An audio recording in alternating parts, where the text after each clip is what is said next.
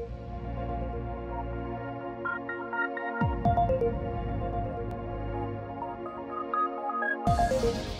good afternoon, everyone. I want to welcome you to our town hall meeting on the possible realignment project that the college is looking at right now, that we are engaged in as we go forward here. I want to remind folks that the reason why we are here is that the realignment is a goal of our Board of Trustees for this year. And as a result of that, the board has asked the college to take a very close look at the implications of such a decision and how we might go forward in that regard. So we appreciate this opportunity as a college to do that. For those of you who don't know me, my name is Bob Miller, and I'm the Vice President of Educational Services here at Pasadena City College. And today I am very, very pleased to quickly open this and then hand it over to Ed Martinez, who will then present our two moderators for this afternoon. But our process today is relatively simple in that we have two teams that are looking at realignment, and I'll allow those team leaders to discuss that when they make their remarks. They're going to be reporting something to the group today. They might be posing some questions to us. And then at the end of all that process, we will certainly open it up to the group to ask questions of our group and or to put thoughts or comments on the table for this group to consider. This process is one that will continue through at least January, February, March period as we continue to work our way through this.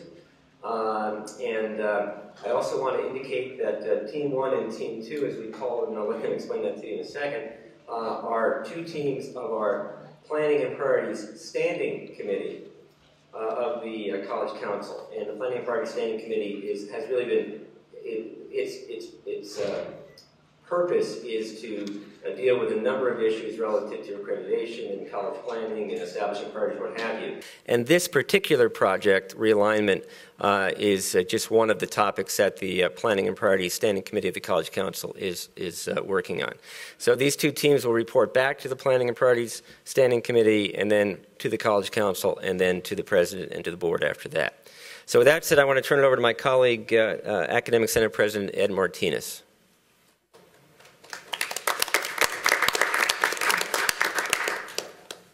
Thank you. As Bob said, I'm Edward Martinez, the President of the Academic Senate and the co-chair of the Planning and Priorities Committee. Just to give you some background, Bob mentioned very briefly that the Planning and Priorities Committee was originally created with the intent of dealing with accreditation and the general planning process here at PCC. But early this fall, the Board of Trustees approved an initiative for realignment. And so in the process of asking ourselves the question, how do we do this? We came up with the idea of giving it over to the Planning and Priorities Committee. So we had a committee in mind, again, more in line of accreditation and planning. But the Planning and Priorities Committee was expanded in membership to include more faculty and classified representatives. The Academic Senate went through a rather lengthy process of electing 4 faculty members to serve on the Planning and Priorities Committee, and they are also serving, I believe, on the task teams. And so we've had a long process, a democratic, open, but slow process, to be honest. And we formed 2 task teams. One of which is chaired by Matt Jordan, the other by Lynn Wright. Now, we've had questions, how do we choose Matt and Lynn? Because they're good people, quite frankly. Because they're fair people. They're open-minded. We deliberated, who knows about planning, who knows curriculum issues, and we said, these 2 individuals know these issues, and they are good facilitators. They would be good team leaders or team chairs. So that's why you have them up here in front of you.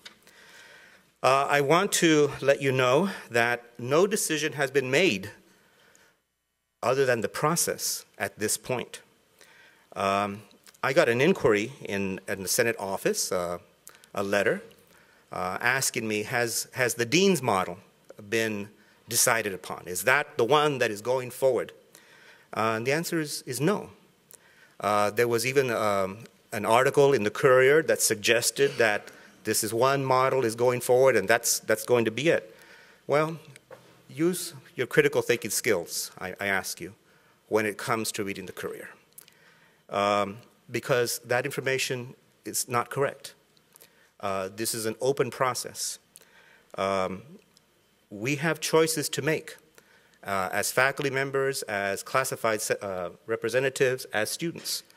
And we can succeed, we can come to a consensus about how we should move forward, or we can fail. And if we fail, I don't know what we would do then, quite frankly. So I urge you to be open-minded. I urge you to use your critical skills, thinking skills. And at this point, I'm going to turn it over to our two co-moderators, Stephanie Fleming from Performing and Communications Division, and her colleague, Rita Gonzalez.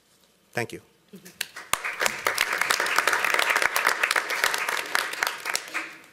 Good afternoon. Rita and I were asked to be objective moderators for the discussion today to help facilitate the dialogue. And also, the task teams have also communicated that we need this to be as much of a dialogue from you coming to us as it is from us reporting to you, because we're also here to gather as much information as we can as we move forward with our goals so that we can make the most informed recommendations that we can. The first thing that's going to happen now is we're going to hear status reports from the two task teams. And before we move into that, and you'll also have an opportunity to be able to ask questions directly to the task teams, and I believe we have some questions for you as well. And before we move into that, we have a statement from Matt Jordan. Does this work? Hi. So I'm going to take a second to address some of the thoughts, and I guess I'm just going to share some thoughts that I've had on this process. And in preparing this, I approached some of the speech faculty and I said, oh my God, I have to speak in front of a large group of people. I'm not used to doing this. And they told me, whatever you do, don't write and read. Make an outline and speak extemporaneously. But I'm too nervous. So I'm going to read. I apologize. It's a page and a half. So I would like to take this opportunity today to address the college community, to provide my assessment of some of the events and missteps that have occurred thus far in the realignment conversation, and to identify a path forward. I aim to do this because that which is hidden and remains unacknowledged feeds rumors and mistrust. The level of anxiety and mistrust in the air at the college is tangible. If it is not addressed and overcome, there will be no way that we can come together to address the larger issues that our students face. I should point out that I'm not speaking right now for the task team on faculty chairs. I'm providing my personal opinion. The PMP committee co-chairs, Bob Miller and Edward Martinez, asked Lynn Wright and myself to lead the task teams that would research structural realignment in faculty chairs. Some people felt that our selection was inappropriate because the selection process was not transparent. It was suggested to me that we were selected because we are yes people for the administration who would direct these task teams towards a model that the administration once implemented. And this was personally hurtful to me because I don't see myself in that way. And I would like to state publicly and unequivocally that I have no investment whatsoever in moving the college towards realigning or towards a system of faculty chairs. Then why did I agree to take part in this process? Over the last several years at PCC, I've become deeply involved in shared governance, as I think Lynn has also. I chair C&I, I work with the Institutional Effectiveness Committee, and I'm also on the Academic Senate Professional Development Committee. In support of this committee work, I began attending conferences focused on making educational institutions like ours as good as we can. so that our students can meet their life goals. At these conferences, I learned about other colleges and how they engage in a collaborative process of continuous improvement. They come together and evaluate everything on an ongoing basis. There's a movement among the faculty on this campus to make continuous improvement a part of our culture at PCC. Our Institutional Effectiveness Committee, the committee that oversees program review, is designed to support continuous improvement by asking faculty to review data about our programs and how our students are progressing through our programs and make changes to the programs based on this data. This is why I agreed to get involved in the realignment conversation, because bringing together a group of college constituents to research our structure and roles and how they could possibly be tweaked or changed to improve things for our students seemed like an amazing opportunity. In some ways, it's an opportunity for a cultural shift on this campus. However, this process has been met with immediate suspicion and distrust that has made engaging in productive conversation difficult, if not impossible. And I'm not here to say that that suspicion is unfounded. I think a significant contributing factor to this suspicion was the setting of what felt like arbitrary deadlines by which our task teams had to complete our work. Faculty that I spoke with felt like this was an attempt to ram these changes through the shared governance committees so they could be implemented without genuine collaboration. Faculty spoke out against this at a Board of Trustees meeting, and Lynn and I were told shortly thereafter that all deadlines were gone and that we were to take the time that we needed to complete our task. And I just want to publicly acknowledge that clearly mistakes have been made in this process. However, we cannot continue down this path of distrust. I am continually asked by faculty and task team members if the work that the task teams are doing will mean anything in the end.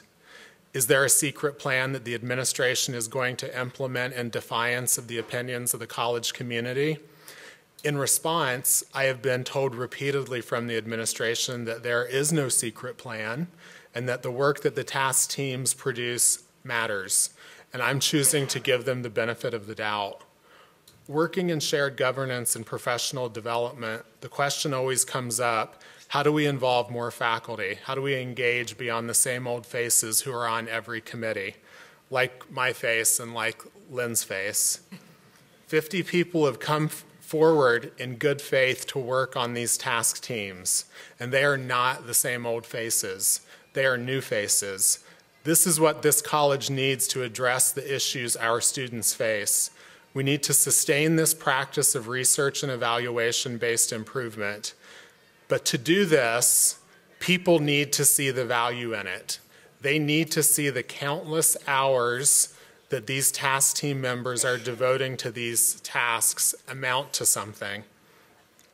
Lynn and I have communicated to our task teams that they are free to arrive at whatever conclusions their research leads them to. This may be a single model, it may be multiple models, it may be that they determine that they want to keep our current model and tweak it. I have no investment in the conclusions that the task teams reach. I just want to ensure that this process is fair, honest, and valued by all stakeholders so that people see the value in coming together to jointly analyze and address issues collegially.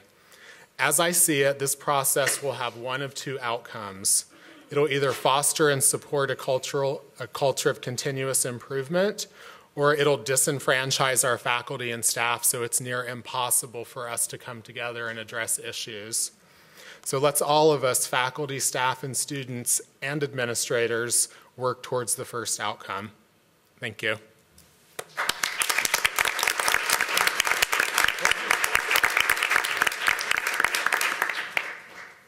Thank you, Matt. I guess my next task as moderator is to remind all of you to turn off your cell phones, please. Thank you. We're now going to be moving on to the status reports from both of the task teams, and we're going to begin with task team number 1, which is chaired by Lynn Wright. Can I understand? Excellent. You want to come up here? I got to move. Okay. Good afternoon. I want you to know that Matt wrote what he wrote in consultation with me. He had my full support and permission to say Lynn and I. We spend many, many hours talking about this. It's incredible how much time this takes up. And you can tell that I'm nervous, which is very unusual because I go around the state and I speak in front of very large audiences all the time. You may know that I started, 5, 6 years ago, doing accreditation as a self-study editor for this college. And I got very involved across the campus, very involved in state and shared governance at the state level, with Academic Senate at the state level, very involved in Basic Skills Initiative at the state level, but very involved in just campus-wide, cross-campus interactions and communications and the whole continuous cycle of improvement. So because of my background with that, I've continued, and now you may or may not know that I am the Basic Skills Initiatives director for the professional development portion of the Basic Skills Initiative. And so professional development across the state, at community colleges across the state of California, is what I do and what the organization I run focuses on, and it's called California Community Colleges Success Network, 3CSN. It focuses on faculty inquiry, faculty action research in the service of improving student success, helping our students get through and achieve their goals, helping them realize what their goals are and then reach them. So I'm very much committed to this. This has been my life's work, at least for the last 6 years. If not, you could argue with my work at the Teaching and Learning Center here at PCC for the last 10 years. So that's why I chose to do this. I do believe and advocate and go around the state facilitating faculty in discussions about what we do, why we do, and how we do it better, okay? So that's why I'm here today. That's why I've chosen to become involved. And I've had a wonderful experience working with the Task Team 1, and it's been very, very rewarding and great to see it happen on my own campus. So here's my report about what we've been doing in Task Team 1. First of all, Task Team 1 has been tasked to look at effective structures, school structures. How might we rearrange ourselves to become more effective? And our focus, the driving point for all of this, is student learning, to improve and increase student learning. So it's about the students. It's not about us. It's about the students and how we can help them reach their goals. How might we reorganize ourselves to be able to improve their success? It's appropriate. That's what we're here for. We're an educational institution. If you look at accreditation and what it's looking at, everything the institution does is supposed to be in service of students. That is the number one thing accreditation is looking for.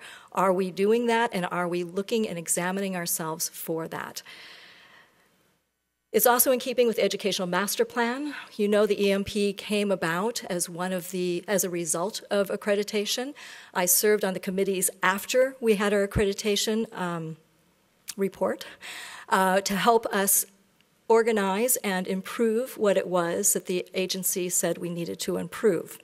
And the EMP is one of those demands. So we are in compliance then with accreditation as well as EMP when we are focusing on student success and continuous improvement toward that. We decided after our first working meeting, we've had 3 meetings so far, our task team. The first one was on November 14th, the second one was November 28th, and the third one was just last night. And we, after our first meeting, just trying to get our bearings, trying to get a handle, our arms around this, we decided we'd break into 3 groups. And so we have 3 working groups. Working group 1 is focusing on criteria. We just figure out, how would we know that that this is an effective structure? How do you get to that? And we're still struggling with that, but the task team has been, the subcommittee's been working on that. The second group is working on taking the different models. We've looked at different models of colleges throughout this state, some colleges that are very much like us and some colleges that don't look like us at all. We've looked at colleges across the country that have been pointed out as being stellar. We've looked, and it was a free fall. Anybody could look at any college they wanted. So they chose the colleges they wanted to look at. And we decided that the best way for us all to examine that was for someone to put them into models, to make them charts. And so the subgroup 2 is trying to make models of these, visual charts of these. In addition, they will also include roles, responsibilities, position titles, those kinds of things for us to consider. So the idea is that we can kind of lay them all out, and once we establish our criteria, and the subcommittee, we have worked towards some criteria, but they still need to be finessed, then we can use the criteria on the models. The third working group is focusing on a review of LIT. They're looking at what do people say about organizational development and structures. And I think this is going to inform all of our work. And in fact, our next meeting, which will be in January, will really be devoted to what did they find in the review of literature, what resonates with us, and what can we take away to really help inform the work that we continue doing. So we will meet towards the end of January and do this. We'll also meet, we're planning to meet in March, date still to be determined, with Task Team 2, because our interests and our research kind of intersect. We're doing similar things. And so we're really curious in bringing together their research, their findings, and our findings, and comparing and seeing what can be useful and how we can inform each other. We don't know what will come of that. We may merge, we may come up with findings together, or we may remain independent but just be informed by each other. But we're looking to do that probably in an all-day work session in March. And we look forward to next week presenting to the Planning and Priorities Committee. We will do that on a regular basis. And we're also on the agenda for next week's Board of Trustees meeting. And I think that's very important to note. We will be in front of the board. The board will be hearing what we have to say. So we do feel like we really have a voice here, because they will be getting regular updates, including this one, which is really just a progress report, no findings yet.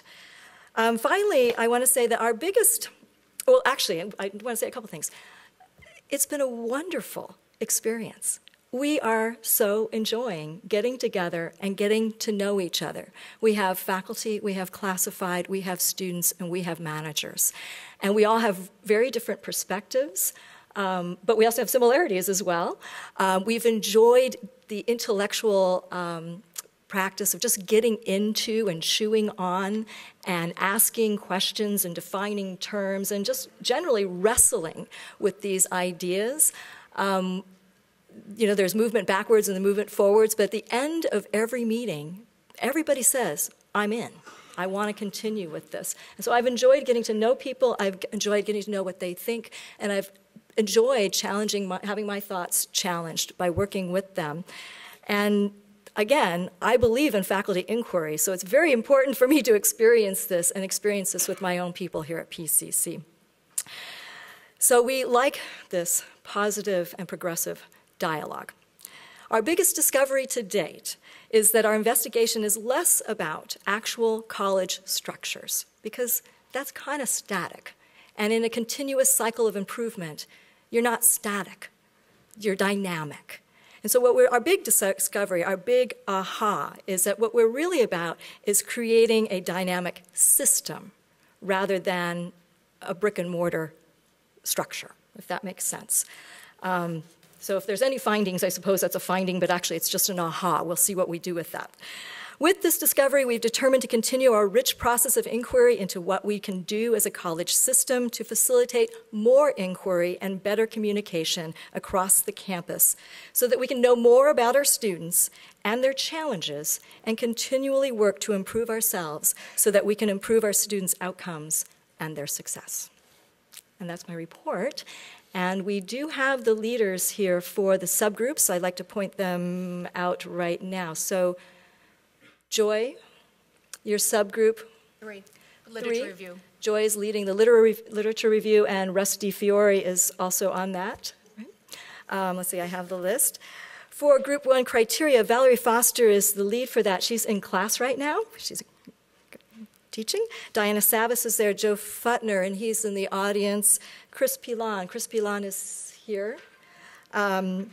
Let's see, Simon is our student representative on the criteria subcommittee, and who am I missing? Cindy George, of course. There you go. And then in Group 2, which is looking at the models. Oh, I'm sorry, Amy, I forgot to mention. Amy is in the criteria group as well, Amy Ulmer. The Group 2 working on the models, we have Jose Cortez, sitting at the front table today. Yoshi, is Yoshi in the audience? She's probably teaching. Yoshi Yamato from math. Let's see, who do we have? I'm missing this. Amelia Mitchell, who's a student but unable to be with us today. Paul Wilkinson, who's not able to be with us today. And Solomon Dallavilla, who's not with us today.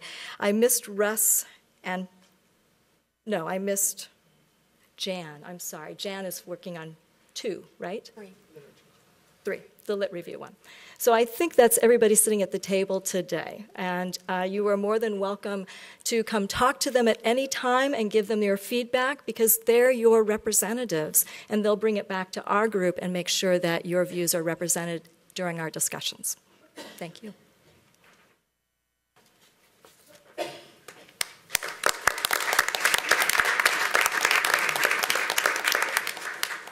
Thank you, Lynn. And now we're going to hear a progress report from Task Team 2 and Matt Jordan. Okay, is my mic still on? Okay. So we are Task Team 2. We are faculty chairs. Our task was to define research existing models, research duties. The task is given to us by planning and priorities. Develop a recommendation on whether to proceed with the implementation of a faculty chair system or division deans and how that could occur. I think very early on we redefined our mission a little bit and said that we are going to consider blended options. So maybe instead of either or, it could be some form of hybrid, because we wanted to allow ourselves the most flexibility based on what we found. We have met twice as a full group, November 7th and November 14th. I think a good part of each meeting was spent kind of decompressing. People were angry, confused. Some people were hopeful and viewed it as an opportunity, but there was a lot of very, I think, intense emotion around it. And we kept returning to the question of, why are we doing this? Right? People had a variety of different answers to that question. My answer was, of course, because based on my background, I say, because this is what we should be doing. We should be involved in constant improvement, examining what we're doing. And other people felt that this was a kind of a top-down task that was given to us that people did not feel positively about. So I think part of what we've been doing has been working through all of this. We reviewed the Dean's model for structure, and I just wanted to clarify, based on that article, I think that we acknowledged there were some good things about it. There were some things that we didn't find terribly exciting. And so we kind of reviewed that and put it to the side and moved on. We decided to split into 3 working groups. I should say we're very large. We have a membership of over 30. The first group was tasked with researching structure and roles at similar-sized community colleges. And that group is being facilitated by Derek Milne from Social Sciences. Derek is in class right now, so he provided me a report to read. So he said the factors they are researching at other institutions, the size of the college, whether it's single or multi-campus, the nature of the administrative structure, including relative numbers of each, the election, appointment process for department chairs and deans, the term and length for these positions, the amount of reassigned time, particularly per number of FTEs, the support staff, including clerical and other administrative positions, the division of labor between deans, chairs, and others, the administrative duties, the apparent advantages and disadvantages of each system. They're looking into 14 comparably sized community colleges, and they say we are preparing a report that will explore the various administrative structural options found in other colleges and offer some observations about their relative strengths and weaknesses. This report will be completed by mid-January and will be available for any who are interested. The second working group is facilitated by Stephanie Fleming.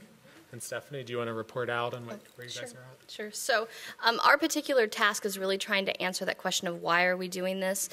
Primarily, we started with the function that before we can even consider any type of change, if that's necessary, if any, that we needed to be able to identify what our weak points are within our current structure, but to also be able to identify the positive things that we have in our current structure so that we could note those things that maybe we could improve on, but so that we can also highlight and keep those things that are currently working. So with that in mind, well, the information that we're gathering right now is we're gathering their information on the current divisions. So we're trying to get an organizational structure because each division seems to work so differently, which is one of the elements of having so many divisions. And so we're looking at that. We're also looking at the power structure and the communication from the divisions and how the managers communicate to those divisions and how the managers within the divisions communicate to the faculty and staff, what works well, what doesn't. Within that, we're also looking at, because we have to decide, chairs,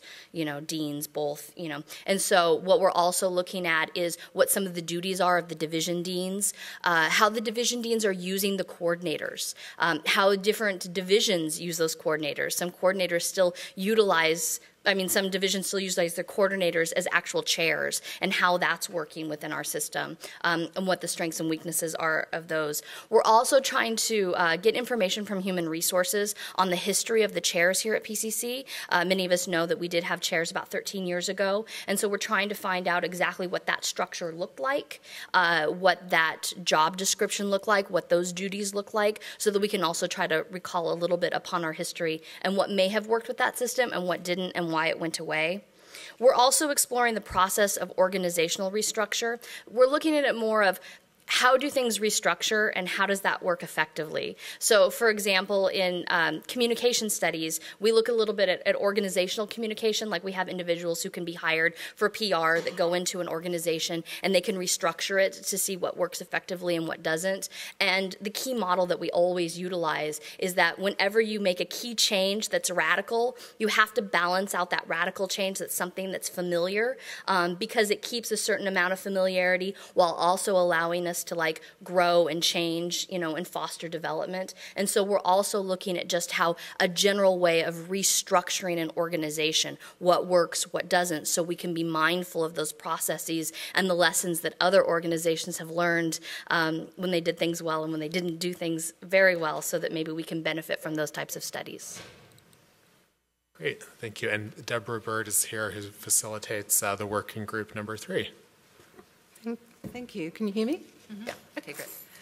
Thank you very much. We're working on there are 6 of us in the subgroup, and we're working on looking at innovative models for management both within academia and outside of academia. So we haven't actually been able to meet as a group yet because our last meeting schedule got literally blown away last Thursday. So I know that we generally agree on a couple of core questions that form the basis of our work, and a lot of what we're dealing with also overlaps both with other subgroups in TAS Team 2 and in TAS Team 1. But we're asking the fundamental question, what exactly is the problem that a realignment based on a faculty chair or a dean model needs to solve? And what are the optimal outcomes? What is the most we can hope to achieve out of this? So in other words, how high are we setting our sights? And I think the input that we've had from people around this table today suggests that a lot of people hold some very high hopes for some positive outcomes out of this process. And so obviously we're looking at what we can learn from other models that could help us to achieve those outcomes. Currently, some of the questions that I've raised, and I'm speaking for myself here more than my group, I'll be honest, because we haven't had a chance to discuss a lot of this, but some of the questions we raised I raised, that we're kicking around at the moment, is how do successful organisational structures reflect the goals and the needs rather than the convenience of any one constituent group? We need to identify who our stakeholders are and look at ways that we can manage a balanced response to everyone's needs. How is effective management achieved through innovative organisational relationships? And I think that's the key. It's the relationships between the parts that are going to be essential. And what is the criteria in terms of communication and information? And I think a lot of restructuring and a lot of reorganisation that's gone on in the last 20 to 30 years has been strongly based on massive changes in communication technology that are changing organisations, compressing them, removing middle layers, removing those relay layers in management, and creating direct communication between the top and the bottom of the organisation, or we should say maybe the left or the right of the organisation in a balanced way. So we're looking at layers of management, responsibilities, and also the question of how professional development can become a part of any model that we choose, either a dean or a faculty or a hybrid. What exactly is a dean or a faculty chair? We've found in every single piece that I've read so far, the definition varies and the responsibility and the roles vary. So one of the things we might want to consider, and it was actually, I think, one of the most positive things that came out of the dean's model, is maybe we need to come up with some titles or some names for these functions or relational ideas rather than titles for specific people. And so our own system of nomenclature. Does an opportunity exist for a flexible hybrid system that allows for differences, innovation and growth across the organisation? And I say that because I'm in the E&T division and we have a very different organisational structure, say, from the English division. And so no two divisions are alike. Every division has different needs.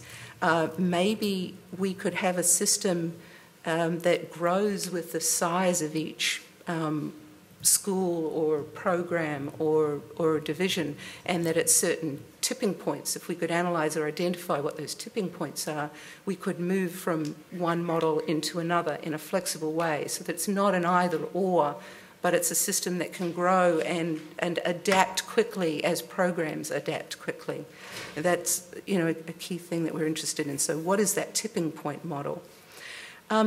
Is there an opportunity for team-based systems? So, for example, rather than thinking about a dean or a faculty member, is it possible to create a team around the idea of a student support person, a discipline specialist, and a resource manager? So we're not thinking about any one person fulfilling a specific layer within an organisation, but it's a cluster, and they're all working together with cohorts or programs or pathways. And this is back to to what Stephanie mentioned. I think the key to all of this is taking the time to really look at what we have, where we can go, use an outcomes-based approach, because, I mean, that's what we're using, right, for our educational model, and really think about how we can sequence any change. How should it be paced?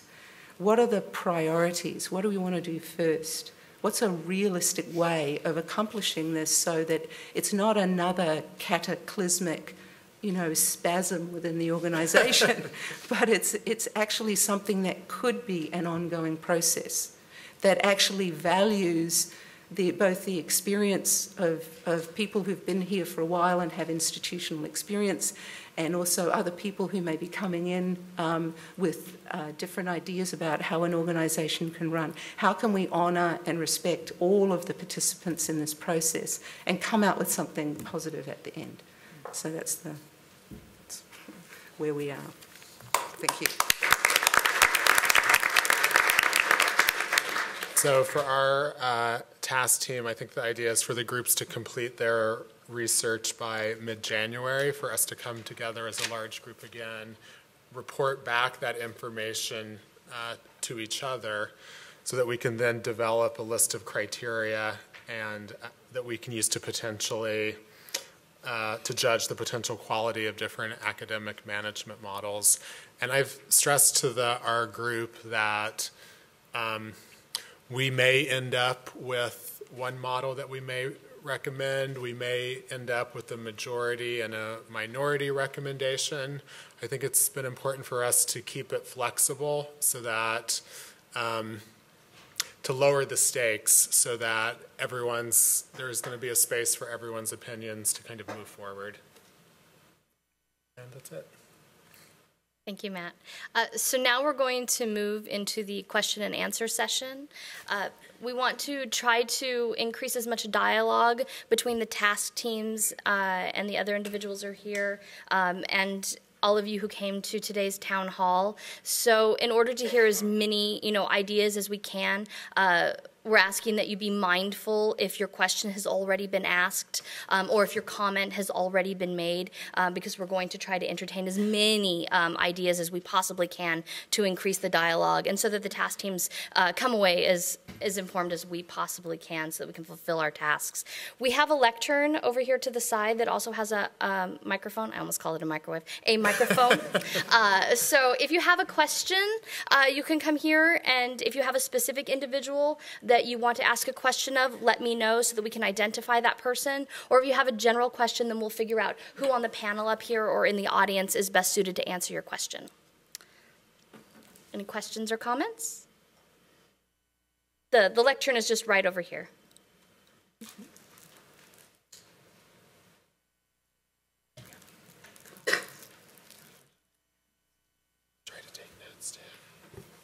Good evening, everybody. My name is Dan Haley. I'm one of the librarians here.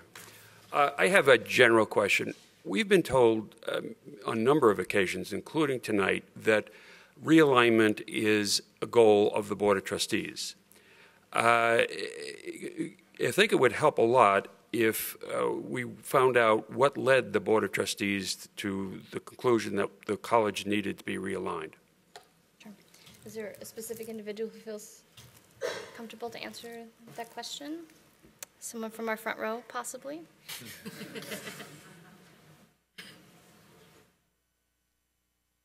Well, I could respond. Do you want to take that lectern, or you can come up here? I can step aside. Well, you know me. I could respond. Okay. But I really would prefer honoring the essence of this gathering. I am listening intently. Trustee Mann is here. She is listening intently. And I'm almost moved by what you have done. And the learning that's going on here. Okay, so I think for all of us is essential. And so for me, I can only, I have this promise, which goes to the heart of what some of you have said, is that this process is real, and it will come from you. And just briefly, as far as the realignment is concerned, it had to do with a recommendation of mine, okay? And that is that I saw many, from my vantage point, many problems in terms of administering the college, and the greatest of which is that it did seem to me that many of the faculty were not in, isolated. The word was not getting out. I didn't know what the reason for that was, but as I said several times and in writing, I wanted to pose the question. I recommended to the board that we open up this as a question. I wanted to pose to the board, would this be the time, given the fact that it's 2011, after the financial depression, and now we're in the 21st century, and we're trying to create a new college for a new set of circumstances, would this be the time to engage the question, which you clearly have? Would it be better for the college to return what I call the academic management and the guidance of students back to the faculty? Because inherently, any academic leader who's going to be successful, and myself, believe with all my heart that you cannot get anywhere. It's a school. It's about teachers and students, and we have to trust the faculty. And so at this point, so I would just start from there and try and keep, I'm so humbled by what you've already done, because you've so, amplified and engaged the question. So, I want to be clear that the what you will develop will go far beyond. It already has. Go so far beyond anything that certainly I and the trustees of the management. But what we wanted to do, and I'll close it off this way, and then you handle it the way, because I really don't want to, this is not for me. And, you know, I've been here a year and a half. This is the high point. This is when you talk about shared governance, okay? You can talk about the faculty chair model, you know, so a chair model could be useful in terms of it gets more faculty in. Sometimes it does, sometimes it doesn't. You guys will figure it out. But since I've been here to observe this, the way you've organized this under highly stressful circumstances, is just almost revelatory. And so the only thing that I ask of myself, that I will ask of the trustees, and then I ask of all of our colleagues, faculty and staff, is that whatever you come up with, we honor it. And don't kill it. We honor it. Trust the process. Each one of you have done that, and I'm so deeply grateful. So I'll leave it at that, if you don't mind. Thank you for your response. Thank you for your question, Dan. Okay, our next question. Come on up. I'm the moderator. I'm pointing to who, but I think was your question that was a question for the Board of Trustees, really, right? Okay. I'm Kathy Green, and I'm from English, and I love the process of inquiry in and of itself. I'm a researcher at my deepest core, and I especially appreciate, Deb, your comments about thinking really creatively about organizational structures. So I'm not in any way opposed to the process of inquiry. I'm a little perplexed that what seems like our first stage is to only look outward. And I would wonder why we're not first starting by surveying in a really deep and meaningful way the faculty who are already here. Because we have a lot of knowledge in this room, and I feel very much that it's not necessarily been respected in some cases, or at least, I don't mean to be hurtful, I really don't. And I know, Matt, especially, you are a very open and wonderful person. But I think that many faculty, or I'll speak for myself, I feel that there's a little bit of a disconnect between the representatives and the members of the division.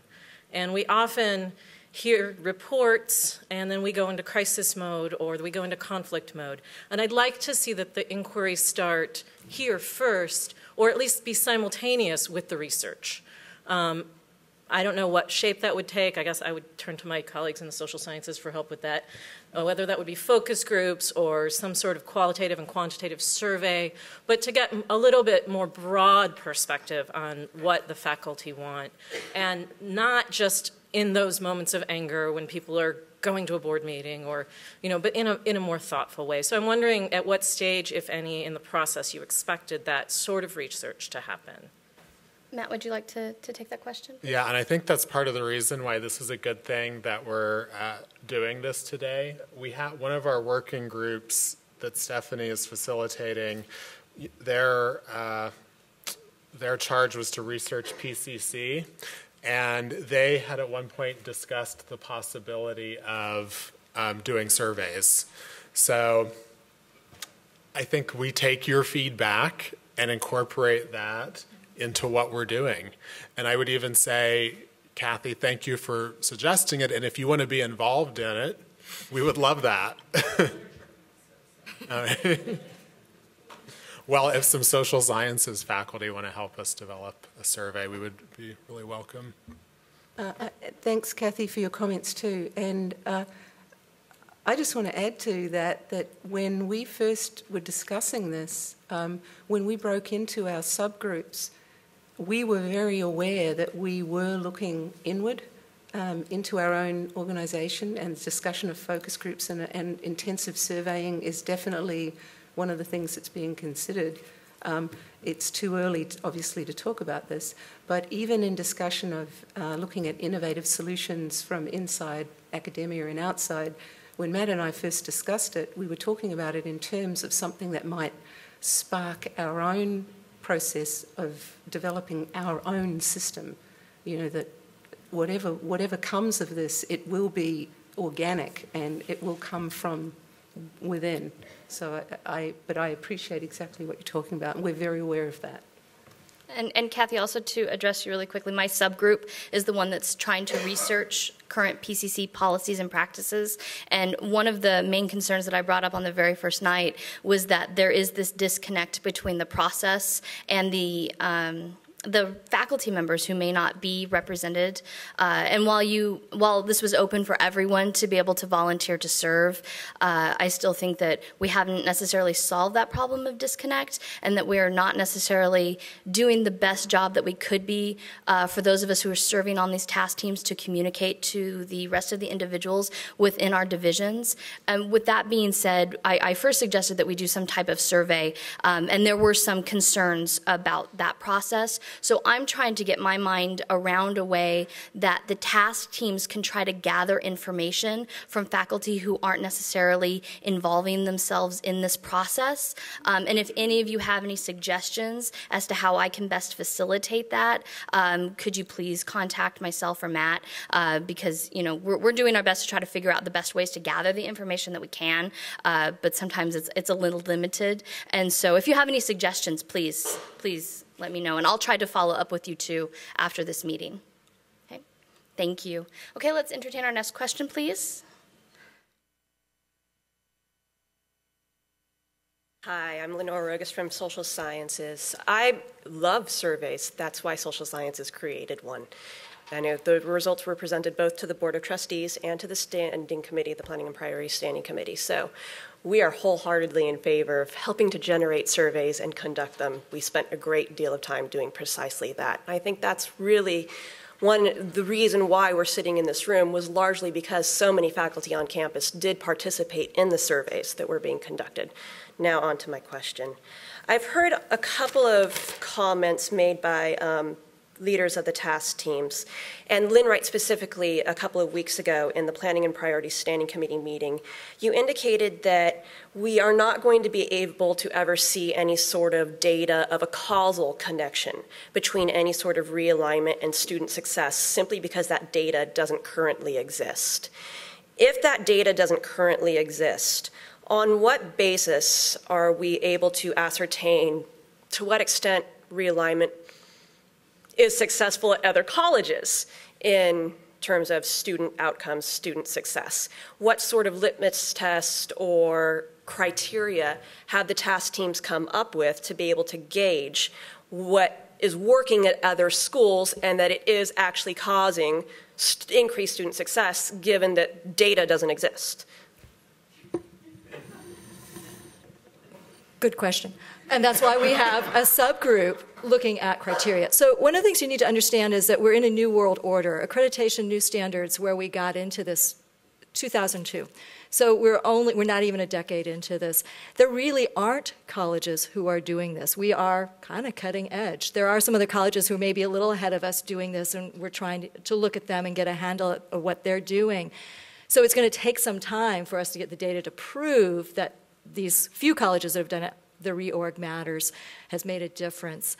So that's the tricky part. We're looking at criteria, and I'm not in that subgroup, but to see what would make sense to us to make those kinds of connections. The same goes with professional development. It's a very, very long line to look at student success numbers and tie that to professional development, but we have a deep assumption that's really connected. And so we are, again, operating on this underlying assumption that if we create more a system than a structure that would allow for better communication among the different areas and I think someone, maybe Deborah, talked about, yes, you were talking about people doing multiple things and communicating in different ways simultaneously, ongoing, that kind of system or structure, if you will, process, would probably behoove the students more. So as we talk among ourselves from different areas, we learn different things, and we didn't really have an opportunity to do that. So how can we create a system, a flexible system or structure that might allow for that? And Valerie and I don't know who else wants to talk about, maybe they're still just in their research research, trying to figure out what that criteria might be. The review of literature is also telling. Russ could talk about this, and also Stephanie, in looking at organizational development and what the research shows on organizational communication. I guess there's even some equations out there where you can, again, we will have report outs later on about this. It's fascinating stuff. We'll have to see, and we will also have to try. And I think the other thing to realize is that this is all dynamic. We would make some changes, and everything's sort of in a pilot mode. We would then see through program review and all the things that we're now asked to do through accreditation, does it seem to be working? Can we find data that would validate that? And that would probably go to the Project 90 goals that we have. Can I get some clarification on something that you just said? So is the goal then to take a look under some sort of assumption, we assume that this is working there, implement it here, then we generate the data ourselves? I mean, are we now the guinea pigs of our own fabulous experiment? You're asking the wrong person. I don't have the answers here. We're in inquiry, which is exploration. We may not be able to have any recommendations for you. We don't know. We are in investigation mode. We can report out what we are finding. We can report out what the brains collectively are learning and drawing assumptions based on that. We don't have answers right now. This is new, and this is why we've said, expand the timeline, slow down, let us think, let us research, let us discover, and then that will beget more and more questions, and we may, we don't know. We are still investigating. Russ, did you want to say something? Yeah, and when I first started this on the committee, I agree with you 100%. That was our first meeting. I came back, I surveyed major institutions in the state, in the country, and worldwide, looking for the correlation between structure and success, and found none. Found that there are excellent institutions out there with the very best statistics in every possible organizational mode. And so I came back and said, what the hell are we doing? This seems silly. And then we got into a discussion that it's more, instead about copying someone else's model, developing a process that will organically develop our own. And we may end up with the exact same model, ultimately, that we have now. We may also end up with some other modifications, but it's not about copying someone else, because you're absolutely right. There is no correlation. I could, being a scientist myself, I'm like, there's no data for this. This is ridiculous. But then I came to an understanding that we were going to develop a process for ourselves. And it may, like I say, give us the same thing, or may give us something that no one else has, which is even more exciting, I think. So it's more of an experiment. So that's Thanks. Thank you. Before I turn it over to the next question, I'm actually going to turn it over to my co-moderator, Rita Gonzalez. Mom has to go pick up her toddler. Okay, so if we could have the next question, please. Hello, I'm Lauren Aronson from Social Sciences. I'm also a member of Planning and Priorities Committee. There are a couple of issues that are being addressed today, so as the rest of us, I'd like to start with a positive. And first of all, I would like to thank everybody before me for bringing up this questioning process, this issue of inquiry, this critical thinking skills that we demand our students to use. I appreciate that we're asking the same of ourselves. Also, that we're discussing the issue of transparency. With that said, I need to echo a statement that has been made by faculty, by classified members, by students alike. We are not afraid of change. Change is not what we are afraid of. We want what's best. And a state of inquiry might be great, but change for the sake of change is not beneficial unless you have something to support what it is that you're hoping to do. And thus the very first question, why are we doing this, is still something that I feel needs to be answered. I have a few questions, and I'd like to just throw them out, and whoever likes to answer them.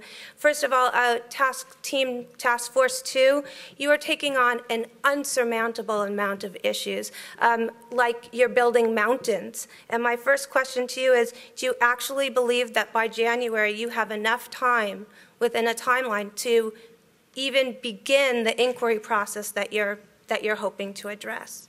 My second is that we have heard a variety of different justifications as to why this realignment process actually started. Some have been for budgetary reasons. And my question is, do we have a short-term or long-term cost-benefit analysis to state that this is something that would be beneficial or not? And that could come from a variety of different positions. Well, I'd just like to say something to that question. Any successful business, say Bill Gates or all these people in business, is innovative. They don't stay exactly the same year after year. You know, I mean, we can stay the same in some things that are working, but there's always room for improvement. And they continue to find more and more ways to improve the outcome of their business, which a lot of times is to make more money. But we're in education, and we need to be innovative, more so, I think. Go ahead. I'm not actually, when the process started, I'm one of the students on Task Force 1 in Criteria. I'm not sure it matters anymore why it initially started, because now it's turned into something that's better. Originally, I had some strong reservations, not because it really affected students directly, but mainly because of the way that it was just sort of, you've got 2 months, go, and that was it. But now that it's sort of, you know, stopped being that and has become this really long discussion, and having the discussion, especially in Criteria, the only thing that we've said is that the reason we're doing it is to make student success better, and obviously I'm going to get behind that. So as long as I don't think why it started in the very beginning matters now, except for what it is immediately. And what we have in front of us is this opportunity to do something or not to do something, but at least we'll know why we are doing or not doing it. And I think that's the process of discovery. So we can figure out why we're doing it. And that's actually our sub-team's group. The first thing that I said as the criteria group was identify the issue. And we haven't yet. We're still in the process of identifying the issue. And I think in the conversation, I think that in the dialogue that we're going to have, we'll identify the issue. And it may be something different. One of the things we realized was that a lot of the suggestions and ideas for innovative student success methods had nothing to do with our structure. It had to do with all these other sort of amorphous ideas, horizontal pathways, vertical changes, anything that you could think of as success facilitators, intervention people. And these are nothing that really has to do with our direct structure. And I think that if this conversation has done nothing, it's given us some great ideas for good stuff. And as we figure out what the issue is, we can hopefully come up with a college that will promote student success, whatever it looks like. And that's what I hope. Anyone else want to address this? Okay. Oh, sorry. Didn't see you over there. Yeah, my name is Chris Fennessy. I'm the student representative on Task Team 2 and the Planning and Priorities Committee. And just to echo off of what Simon said, I think that regardless of how it may have started, at this point, we aren't, in every single meeting I've been in, every single person I've spoken with, we are not discussing this as how are we going to get to a specific end goal that we already have set up. There's nothing that we're specifically building to. Right now, we're just seeing whether we want, whether this is the right way to go and what that might look like. There's not really something specific some specific end goal that it has to look like. And that's not what these task teams especially have been charged with. And Matt has been great at saying we are not looking for specific recommendation and just to come up with reasons why that recommendation is good. We're looking for the reasons first, and then after we look at those, we're going to find a recommendation that's better for the college or shows why any of the recommendations wouldn't be better for the college. And it's all going to be based off that. There's no real specific decision that we're being led to go to. This really is an organic and honestly, welcome and open dialogue. So, thank you. Anyone else? I guess we can have our next question. Rod Foster, Visual Arts Media Studies. I'm also a Senate rep on the Planning Priorities Committee and a fossil. And I think my question is probably best for Lynn and Matt. We've just gone through a pretty extensive reorganization, reload of the executive level of the college with more to come. Are you just going to take that as a given and leave that alone? Or are you going to look at that piece too? Well, I'm not doing anything.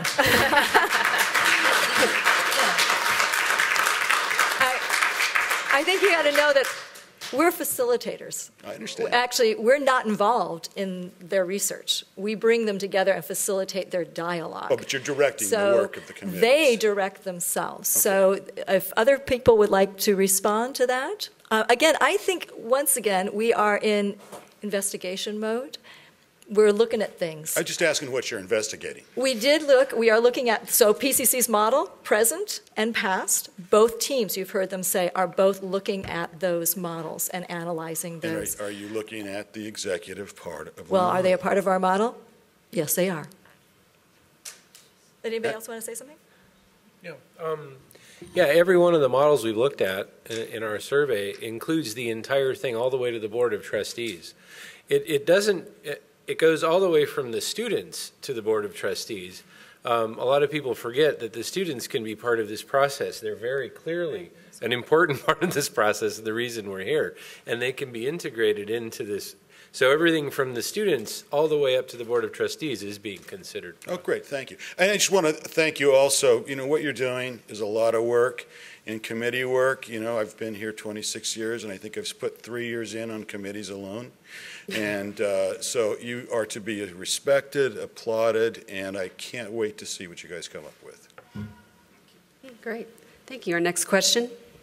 Good afternoon, everyone. My name is James Aragon.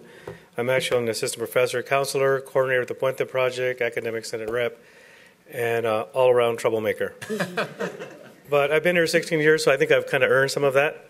The first thing I want to thank is Dan and the president for clarifying some of the origins of this changes. That's pretty much, I think, is going to happen. It's just how it's going to happen and how it shakes out. So I appreciate all your work.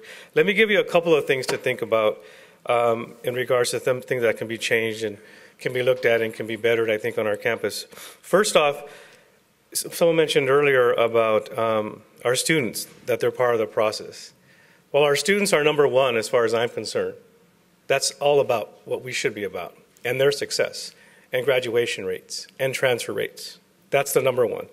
When I talked at the union meeting, I mentioned that my second concern is faculty. And if faculty is going to be charged with any extra duties, trust me, I'm on reassigned time for running a project that's 50%. I run 50% Puente and 50% general counseling.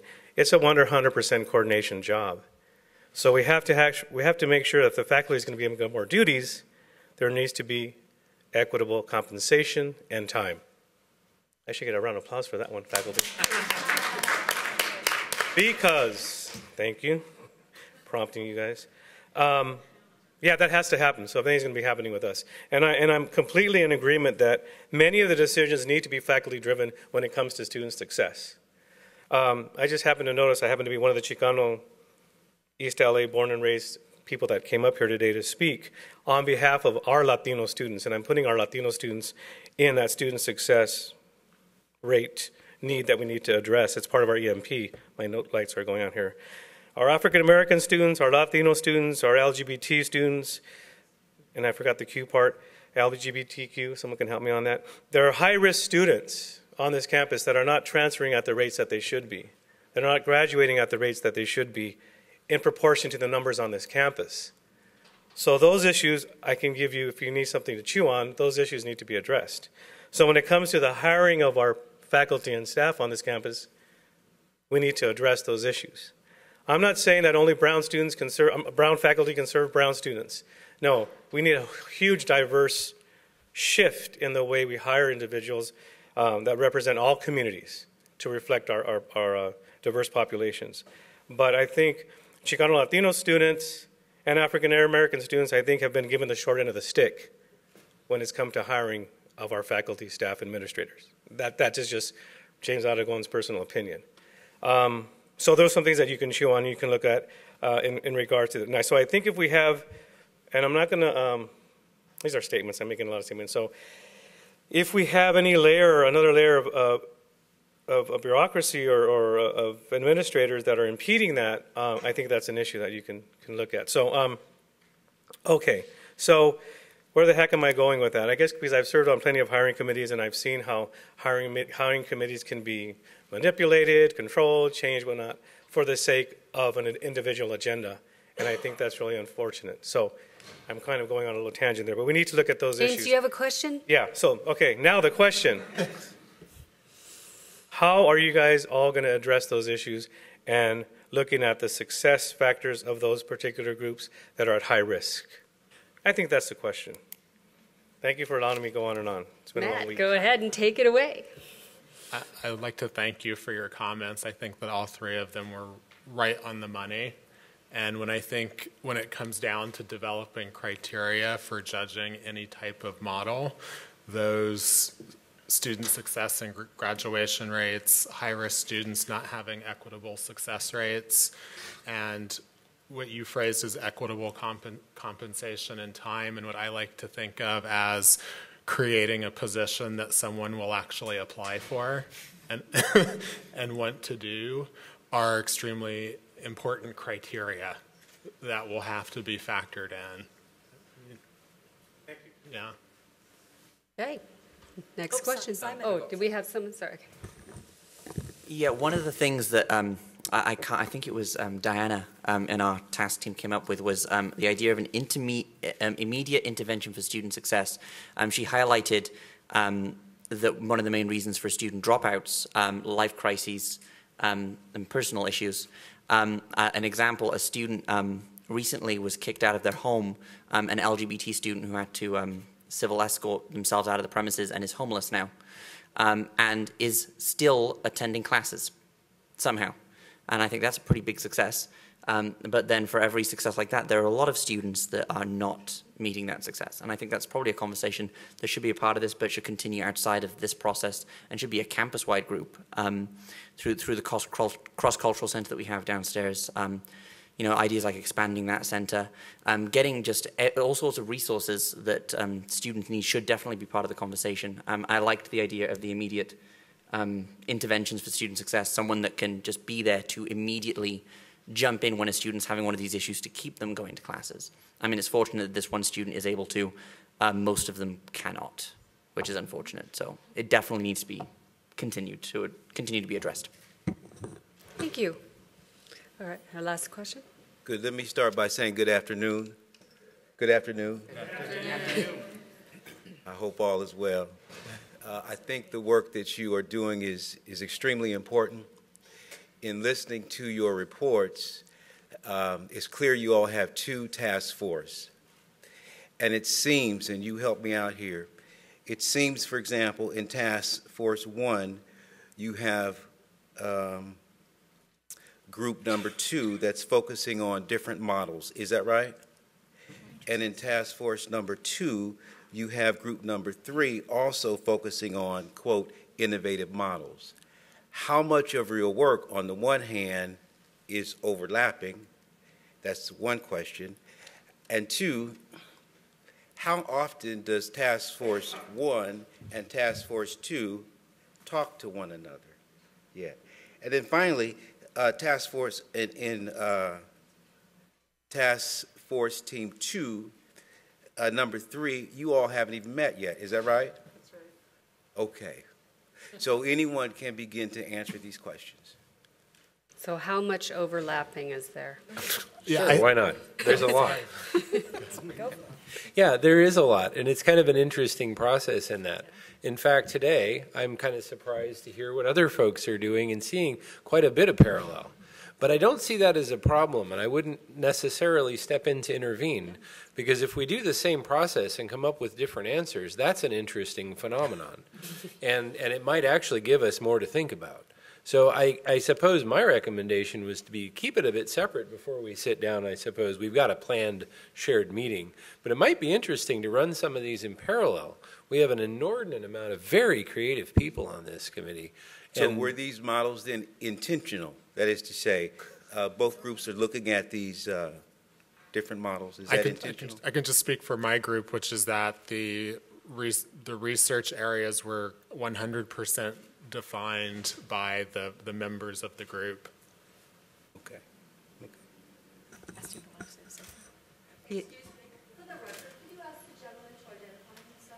Oh, I'm sorry. Your name, please? Paul Price, Social Sciences. Thank you. Oh. And I would say also Len and I have been in conversation about when would be the best time and how could we integrate the groups. We're aware that there is some overlap. Yeah.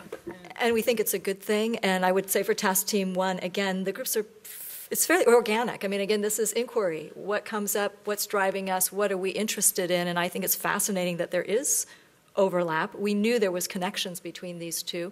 And I do think it's valuable for us to run in parallel and eventually come together and start to share. Amy? Yeah, I think Professor Price also asked if we talk to each other. Our meeting last night, which I will note was after the party, late into the night, Matt was there and Joe Footner was there. So we are attending each other's meetings somewhat, so we know what we're talking about.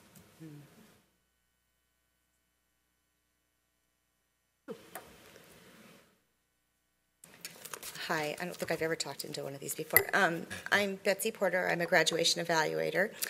And I know this is about realignment, but my question is, if the reason that we're even examining realignment or considering it is because we want to improve student success, has anyone thought of asking the students what they feel they need to be more successful? Such as classes that they can get into, classes that don't overlap 5 minutes so that they can go through a day without having an hour and a half where they have to sit around and wait and they can't go to work, or things like that. And I'm speaking as an employee and as a parent of kids here. So, I mean, I just think maybe if we're concerned about student success, we should see what do the students feel they need.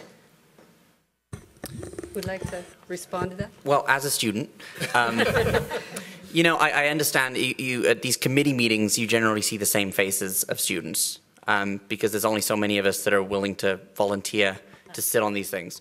But we do, the Associated Students has been trying to outreach as much as we can. We've been holding monthly town halls, which students can attend, and is also open to faculty, staff, administrators to come and see what students are thinking directly and to ask questions. We've gotten some amazing feedback out of that. Specifically, one of the things that we tried to inform at the first stage was that students were very concerned that if we realigned or rather we replaced deans with faculty chairs, that they would no longer have access to a dean when they needed an issue solved, such as getting into a class, such as finding the transfer time, such as figuring out the prerequisite issues or co-requisite issues as it is. And that was been great this year. That was one of the very first concerns that students immediately said, make sure that we still have a way to not only talk to our person in charge, or the person in charge of our department, but that we still have a clear, complaints process, a clear grievance process to make sure that students' needs in the department are being met, and the scheduling of classes. So not overlapping biology and chemistry classes, math and computer science. I'm still here and haven't even taken a computer science class yet, and I'm a computer science major and math because I'm still taking math classes. So there are very clear issues in these areas, and I think that was one of the ideas for the cross-horizontal pathway communication that came out of that, was to try and solve that, to increase cross. And actually, I want to get away from the word communication and say collaboration instead, because I think it's all very well and good for math and computer science to talk to each other and say, well, we're having our classes here, but if they collaborate and actually figure that out. So I think it's all about figuring out the sort of the pathway idea and getting students, or at least making students aware of them. And the other idea was making degrees, or the opportunity to obtain a degree, opportunity to obtain CTE certificates as awareness to students that wouldn't necessarily go for them.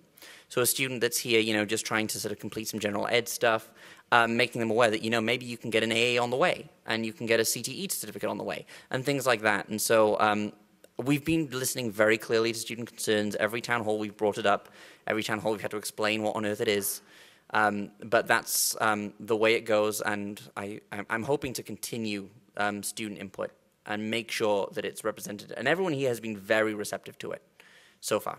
I was just going to say, I think that probably the students that are already involved with the associate students are probably the ones that are going to be more successful to begin with. But so maybe we could do surveys, pick a subject or several subjects, and just have the instructors hand out a survey. We would like you to fill this out, hand it back to us. I don't know. Well, just so you'd get more of a cross-section of the students. Agreed. I think that's what the town halls were intended to be at the first instance, because we do open them up to all students. We advertise it as thoroughly across the campus until the wind came. We had those giant banners that were advertising free food free food, and come and tell us your views. So we've really been trying. It's hard because students, quite frankly, a lot of us are just, they come in and they leave, and we're a commuter campus, and it's hard to get people to stick around long enough for them to tell us what we want. Right. Well, that's so the survey idea is something that we are actively working on. We've had some trouble getting faculty to agree to administer it. Okay. We're still working on that. A lot of Associated Students has its own problems in trying to get sort of information through the classroom, and that comes down to faculty wanting to take our survey and administer it. And so if you can convince faculty to let us do it, all right, thank you. Then we'll do it. And another thing is, right now, being on this committee, it's giving me insight because I'm asking my students, what is it that you guys are looking for? And this is both in non-credit and the credit side. So I'm getting a lot of information from them, and that's something that I'm bringing to our committee. Thank you. Next question. Yes, I'm John Wood. I'm the director of the Learning Assistance Center, and there are a couple of concerns I have that I can pose in the form of questions. One is, how do you intend on including student services and support services in your realignment design?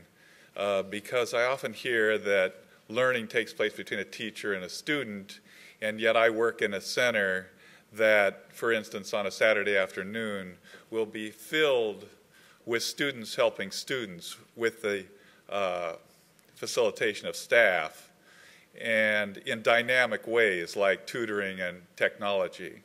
And so I'd like to see, I hope that you are going to include us in that weave from students to the Board of Trustees. And the second concern I have is, how do you intend on focusing on trends, not just the analysis of existing designs or the design that we have here or history, but we need to be looking at trends every hour in regards to technology and the way students communicate with each other. And I hope you'll be looking vastly forward as things are changing so rapidly. Would anyone like to respond to that? I'd like to ask for more clarification, which is just for my notes. So when you say trends, you point out communication. Are there any other trends that you would? I'm talking about trends in learning, and when you design divisions or departments or combine areas, how do you make sure that those tools and those pedagogical designs are included? And that means moving technology through all of the divisions, and other types of trends. You can find them yourself. Are you thinking of things like reading apprenticeship or things like that? Apprenticeships, sure, right. Definitely. That's something we're lacking too. Yeah. Oh, sure. Yeah, the current sort of cutting edge models and cutting edge practices that people are just starting to bring online that help colleges adapt to modern technology and the pace at which it changes is certainly part of it. In our literature review committee, we're reading very, very recent papers and books that have come out on this very subject. Okay. So we are certainly considering that. Thank you, Russ. Well, I just want to remind you that my job is to know these things. I am considered a state leader in knowing cutting-edge innovative practices, as well as promoting people to investigate their students with focus groups and data and whatever. The first tenet of the Basic Skills Initiative is know thy student, that nothing we can do, no innovations or interventions, strategies, anything will be effective if it's not appropriately matched to their needs. So that's always in the back of my mind. So as we continue on, part of my facilitation job will be to ask these probing questions that I go around the state asking faculty to look at as they're doing that. So I think we'll do that. The other comment about that is that we are doing initial investigations. Investigations lead to more. We may or may not come up with recommendations, and recommendations aren't an actual model with details and all that kind of stuff. I'm hoping that we could hand that off to yet another group to go more deeply into it. And I'm not speaking, I don't know how the rest of the group feels, but I think that we have a task. We will try to make some general recommendations. We will know, I guess, when we're kind of reached our end and ready to hand this off to go into some of these deeper things. And it may be different. Someone's already pointed out that we're very different areas, and part of a flexible system may be that it looks different in different areas because of different needs for the students and the discipline. Thank you, Leah. Did you have something? And actually, to answer your first question, Okay. it is one of the reasons why I volunteered for this committee, because I am part of Student and Learning Services, and sometimes I know that component sometimes feels that it's left out of a lot of decision-making processes. And knowing, being part of it, we know that we're very integral and very vital to the student success.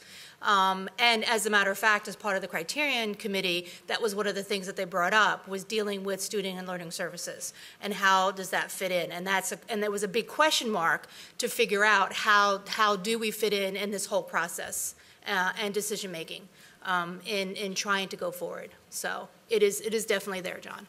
Good to have you here. Okay. Thank you. There you have it. So it's being considered. Oh, another person. John, I have one other comment. I'm the representative for classified and non-faculty. Many of you know me. I'm working in CTE and have been for many years.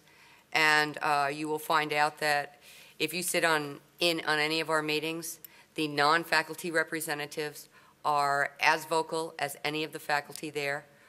We are very well aware of the fact that non-faculty members are very often the very first contact that our students have on campus. We're very aware of non-faculty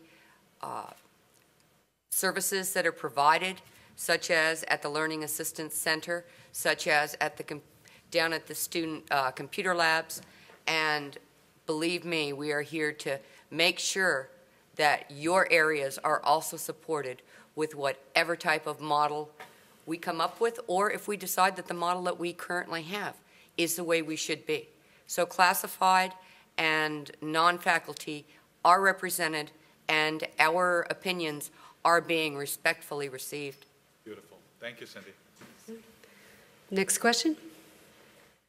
Hi, I'm Vanessa Schultz with Social Sciences, and I just had a question for Simon, because you had mentioned that you were having trouble getting faculty to administer a survey.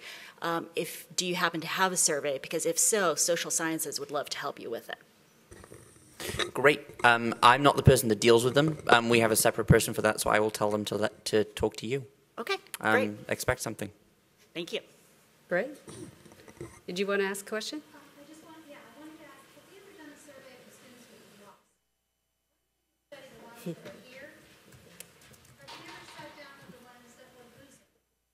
Focus group, moderator, I'll do it free.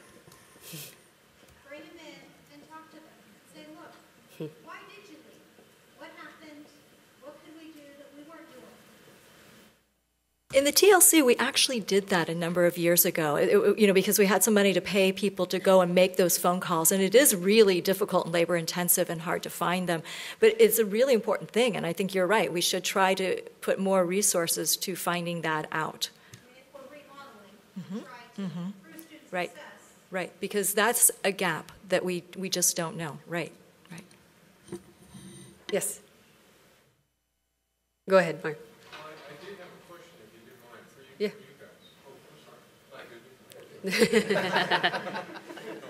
Besides, first of all, thanking you so much again, because you have gone far beyond anything that I had imagined. And my question has to do with this, and it does kind of come to an answer about how this started in the first place.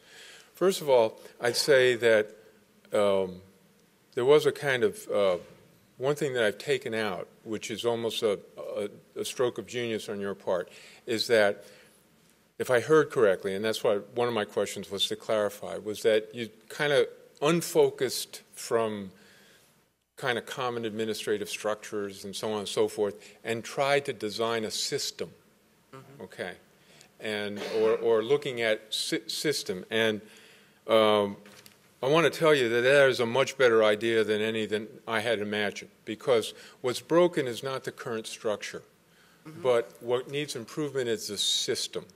And I go, for example, there's a bunch of students who sit in the hallway in the morning when I come into work because they plug into the laptop, you know, and I've gotten to know them.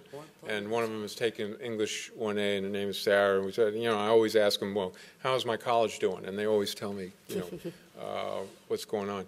And she just asked the question just yesterday morning. She said, well, I'm taking English 1A. I said, you're going to finish and so on. And she said, well, yeah, no, I'm going to do okay. And she said, well, how come there's no English 1B next semester? And I didn't know how to answer the question. Of course, I said, well, if you go down the hall, and so on. So systemically, right, there's something that, you know, that those students, you know, in other words, she didn't have the program, you know, and so on. So that's one systemic. The other is the counseling. James, I think, is here. We have 30,000 students and 26 counselors. So I think I heard somewhere in there that you're talking about pods of people working in teams. I mean, how are we going to do that? And I think Bob Bell was I think we'll have lots of stats at the next board meeting, not on this, but on a separate report. And I always get this number wrong, Bob, but I know how many students do we have that have more than 60 credits and have finished English 1A and math? 8,000. So systemically, we have, you know, is something wrong with you? Of course not. Faculty, staff, of course not. But systemically, we have 8,000 students here who are finished, but still here. And we don't have a system to deal with it. So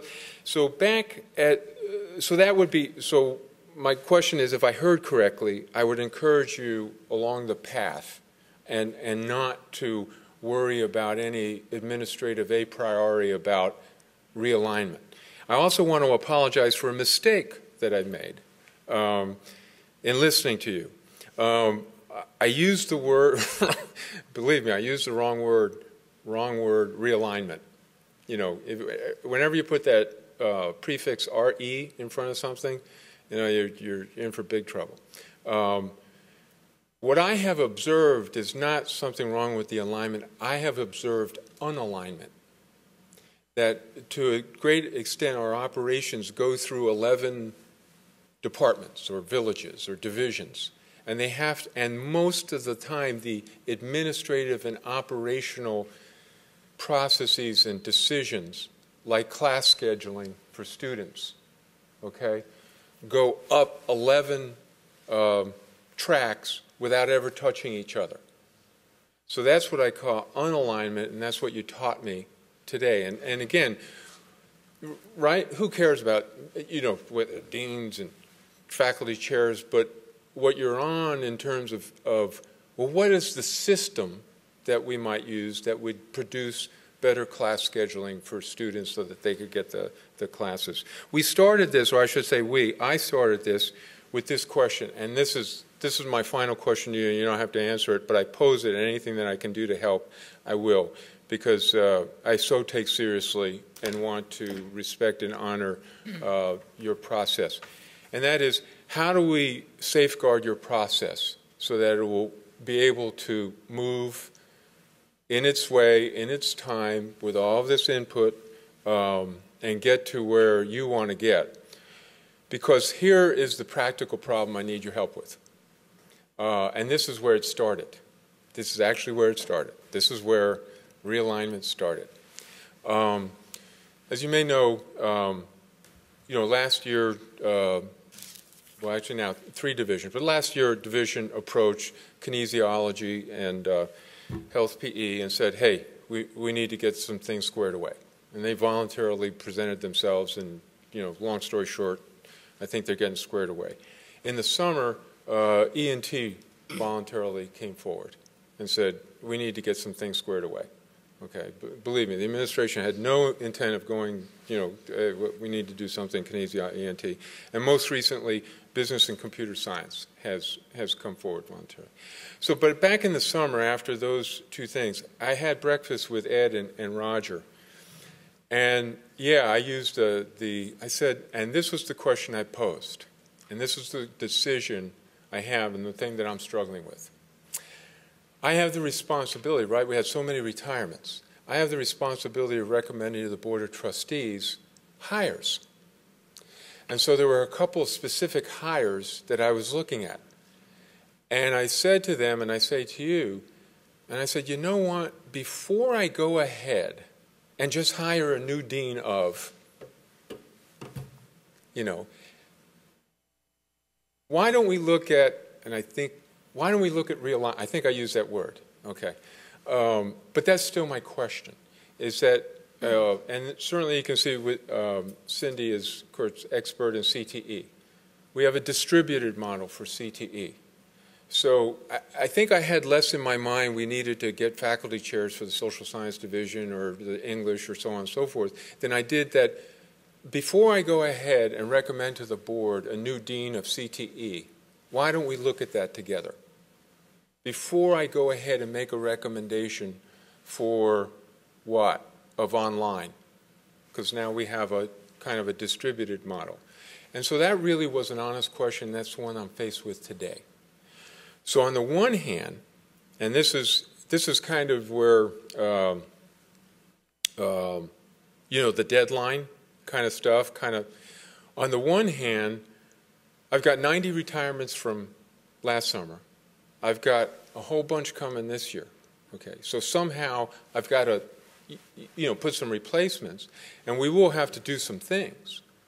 But I don't want to have those things done and construed as messing up your process. Does that make sense? So somehow, after you break camp tonight, we'll consult, and so on and so forth. Is how do we keep it taped? Keep it running, so that this process can do what now I see is a design job, and an engineering job, and a systemic job. And that should take all the time it needs to take. At the same time, yikes, the staff know we're short of staff. We have to fill some holes. The counselors know we're short of counselors. We've got to fill some counselors, and so on. And maybe even, dare I say it, you could, I'm open for suggestions on that when we talk further. And the final thing is, I did, so as I called it a real stroke of genius, I would ask you, and I'm sure you already have, prevail upon Dwayne as tech, because he's, right, we're doing this new administrative information system process, okay, which is we need to do a business process revision. Well, that's right up your alley. And Dwayne is asking me the questions, we were talking the other day of, well, what is it that we're trying to achieve? What is it that we're trying to make better? Okay. So I'd ask you, whether as a resource or whatever, to pull him in. So those are questions that I pose, and I'd love to, not now, but to engage your wisdom, because it's clearly on display here today. So thanks. Mark, if I could say, just for the record, the E&T division was unhappy with their dean because he was ineffective, but we never had any interest in existing without a dean. That was your decision to have us not get a dean. And the conversation about whether we should have a dean or not have a dean would have been great if it took place with our division, because it happened with Roger and Ed, who really don't know much of anything about us. I came and met with you. Remember that day with Roger and Ed? We had a faculty meeting. I think Deborah was there. I think we had a big old meeting, and actually Jackie was there at the same time, and Jackie said that we would have, just like we did in kinesiology, we would have a planning committee of the faculty, and you would decide what to do moving forward. That was a decision that you gave us. You gave us that decision. One of the options, there were 3 options. I said one of the options would be hiring a dean. said that, but I said that before we go ahead and just do that, that we needed to have a consensus recommendation of the faculty of the division about how to move forward. Well, let's talk about that again, because that was not clear at the time that was really offered. And I think Ed was there. And I think there was a lot of talking about different things that could happen. And then the thing that happened was we were going to govern ourselves. But we didn't ever really make a generalized conscious decision about that. It was kind of just the default that we were left with. Okay, it looks like we've gone over time, so I think we're going to call it a night. I wanted to, I'm not going to echo the words a lot of people have said. This has been incredible. Thank you very much. The work of this group has been just amazing in many, many ways. The event tonight is being videotaped. It will be posted on the web. It will be closed captioned. It will be up fairly soon. The process that we're engaged in will continue to be very transparent, very open, a lot of discussion back and forth. I think these folks deserve an incredible round of applause, and then good night.